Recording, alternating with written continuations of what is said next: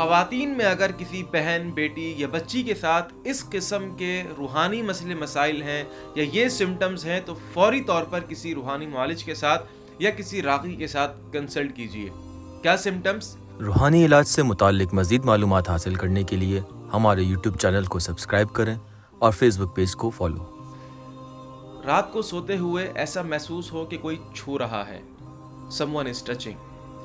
इसी तरीके से मुसलसल जिस्म में, ख़ास तौर पर सर में और टांगों के अंदर शदीद दर्द का होना, सर के दर्द का होना, किसी फंक्शन में जाने के लिए तैयार हों तो तैयार होने के बाद शदीद जिस्म के अंदर तकलीफ़, चुभन, नमाज पढ़ने खड़े हों तो शदीद जिस्म के अंदर तकलीफ़ और अज़ियत।